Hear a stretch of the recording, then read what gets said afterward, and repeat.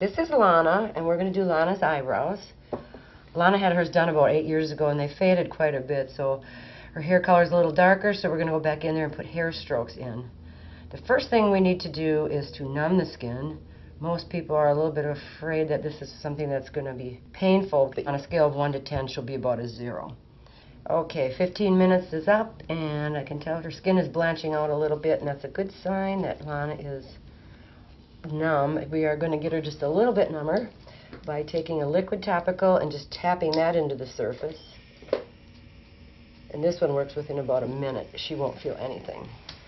The key is the client should be comfortable. These procedures should not be anything painful.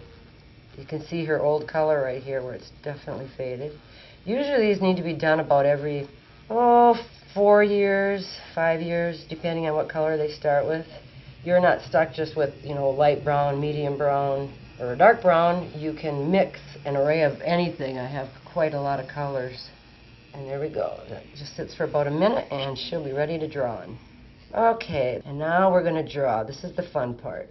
All right, and I'm just going to get my glasses on and give her some hair strokes. We usually follow the direction of the hair. In Lana's case, her hair grows pretty straight here, and then it starts to angle and it goes sideways, so we want to draw it the same way that her hair grows. Some need more, some need less, depending on how much hair they have naturally. The idea is to keep it as natural as possible. You don't want it solid. That looks artificial. And then when we do the eyebrows, we do them together. I'm going to have Lana look at these. Lana, I'm going to show this to you and see if this is the shape you like, and if the balance looks even to you. Arch looks good. The tails look good. So once we got them drawn on, this is like our template. We don't vary from this. So there's no guessing. There's not an eyebrow that we didn't think we were going to get. We're definitely going to follow this to a T and then fine-tune it together.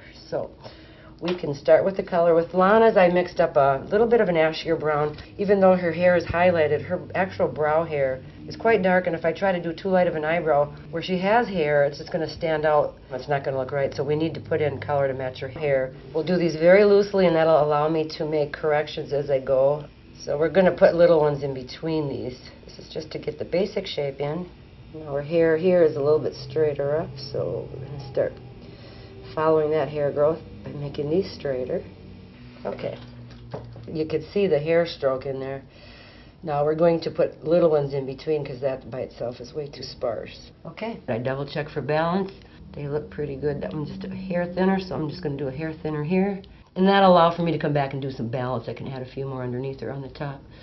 So that part looks good. Let's go on the left side. Do the same thing.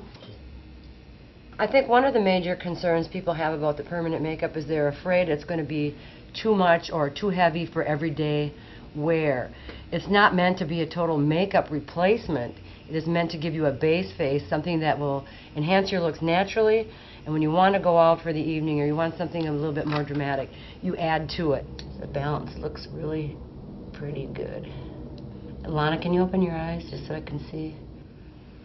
This one may need to be just a little bit lower here, but we'll save that when we fine-tune everything at the end.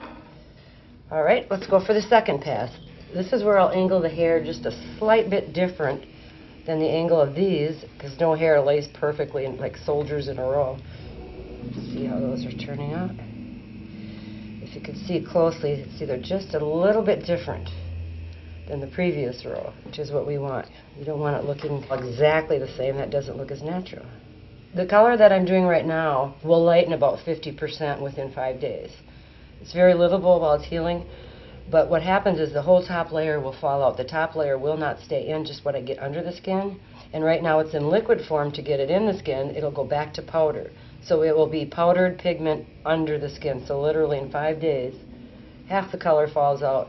It's a much softer look. That looks pretty good.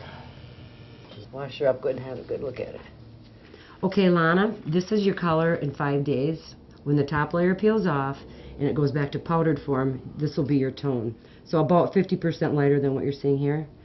And the color will be under the skin, so all your little hair strokes will be a little bit more muted too. They won't be quite so stark. So the whole effect looks much more natural in 5 days. Perfection. Okay.